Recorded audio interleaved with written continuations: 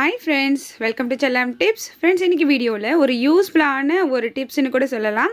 So வெண்டைக்காய் வந்து நம்ம வந்து முத்தி போயிடுச்சு அப்படினாக்கா தூக்கி போட்டுருவோம் இல்லையா? சோ அது போல இனிமே தூக்கி போடாதீங்க. சூப்பரா கிறிஸ்பியான ஒரு சைட் டிஷ்ஷா மாத்திடலாம்.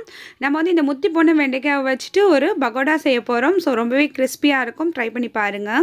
இப்போ வந்து இந்த மாதிரி முத்தின வெண்டைக்காயை வந்து எடுத்துக்கோங்க. ஃபர்ஸ்ட் டே வந்து கழுவிட்டு கொஞ்சம் ஈரம் உணர்ற மாதிரி வச்சிட்டு இது போல அதை கட் பண்ணி எடுத்துக்கோங்க. இது வந்து முத்தின வெண்டைக்காயில மட்டும் தான் செய்யணுமான்னு கேட்டா இல்ல, நீங்க வந்து நார்மலா வச்சிருக்க வெண்டைக்காயில கூட இது நீங்க செய்யலாம்.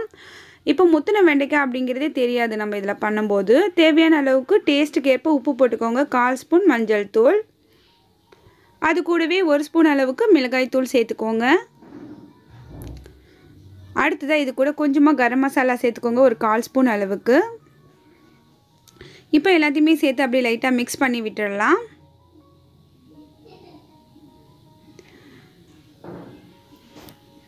அடுத்ததா இது கூட கடல மாவு இருக்கு இல்லையா, சோ அது வந்து நான் 2 ஸ்பூன் அளவுக்கு சேர்த்துக்கிறேன்.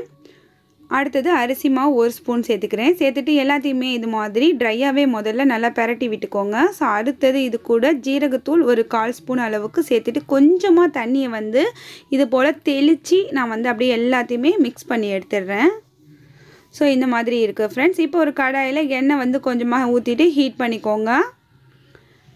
மீடியமான ஹீட் வந்ததுக்கு அப்புறம் நம்ம இத போட்டு அப்படியே ஃப்ரை பண்ணி எடுக்க வேண்டியதா. கிறிஸ்பியான வெண்டைக்காய் பக்கோடா ரெடி ஆயிடும். முத்தி போன வெண்டைக்காவா இருந்தா கூட செம்ம டேஸ்டா இருக்கும். கண்டிப்பா எல்லா சாப்பாட்டுக்குமே இது வந்து ரொம்பவே சூப்பரான சைட் டிஷ்ஷா இருக்கும். ட்ரை பண்ணி பாருங்க.